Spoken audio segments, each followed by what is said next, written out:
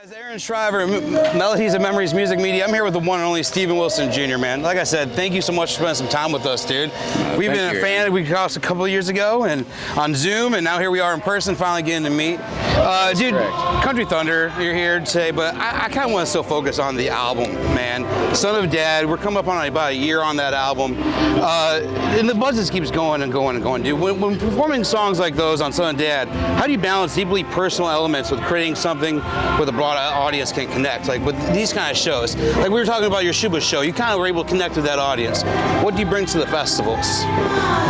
Well, I feel like we're all kind of tied together through a thread of emotions and grief and loss, and maybe just being lost in life and trying to find your way. I feel like for whatever reason, like it doesn't really matter if it's a festival crowd or it's a few hundred people at Shuba's. We're kind of all drawn to the same emotion and the same experience, and I try to bring the same show to 300 people that I would bring to a festival crowd, and really just try to, if I can, make the room as small as possible if you can. Make you feel like you're touching it. Exactly. I think you're gonna be able to do that tonight. So Son of Dad, we're talking about it, 22 tracks on the album. How do you kind of narrow down what you're gonna pick for a set list every night, man? Because I know it has to be hard with all those damn good songs, man. Thank you.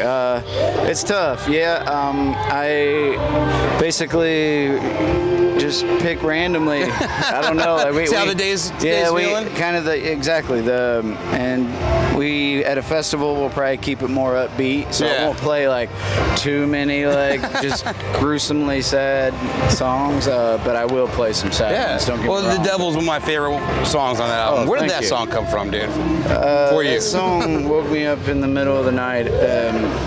It really just showed up because I wrote all the lyrics first, like I do most of my songs. I wrote it out, and it took about 2 months before I put it to music.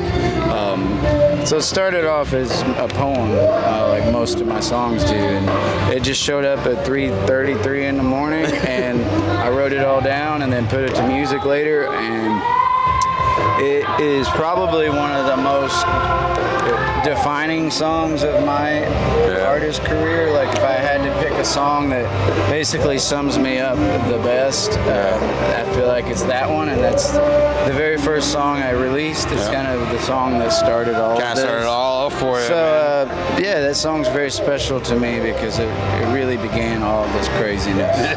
So about a month ago, roughly around Father's Day, you released a video for Grief Is Only Love, man. Was it tough for you to be a part of that video, given the emotional weight of the song? Yeah, very much, but at the same time it was an honor because I was able to bring my story, or my dad's story more importantly, to life and really kind of continue his legacy and kind of continue his story. So there was a bit of a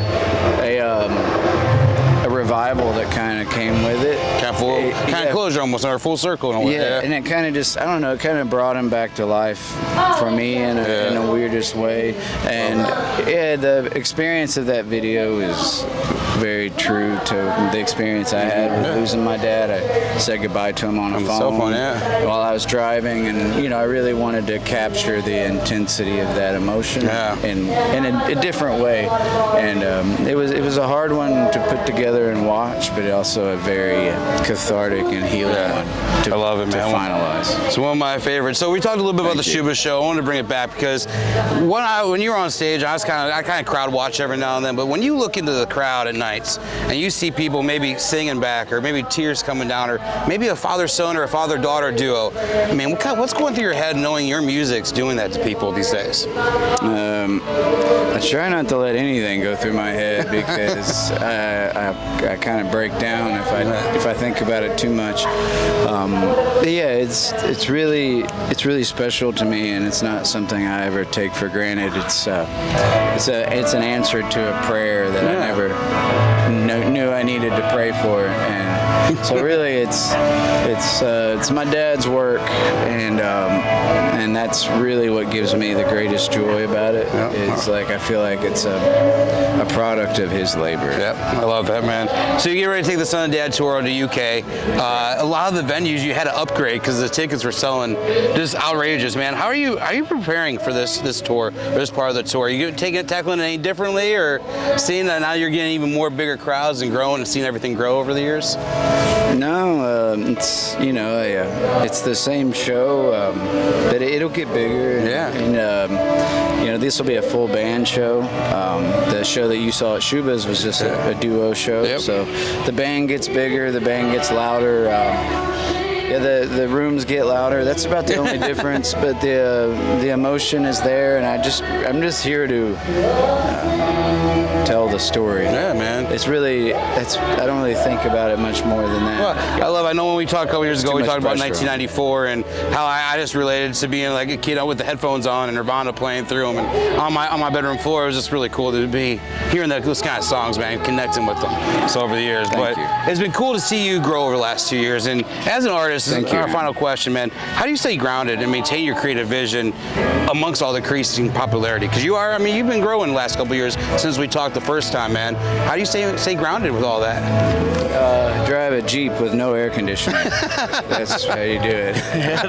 I got a 2001 Jeep Cherokee with no air conditioning. I drive that to keep myself grounded. No, but in all honesty, I really don't think about anything like that. None of this was supposed to happen, Aaron. So to sit around and think that I had something to do with this, or that I created this, is ridiculous. This is something way bigger than me.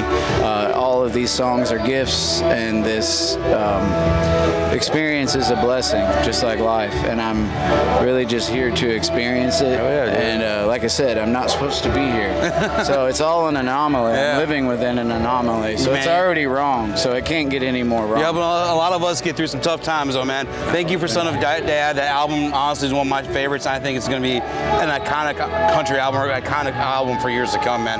That's a song. That's an album that's never going to grow out of people's like CD players, I would say, vinyl players. Like that song album's going to be playing for years to come. So thank you for that music, That means man. the world. Thank you, Aaron. Guys, Steven Wilson Jr. is going to be taking the Country Thunder stage here in a few minutes.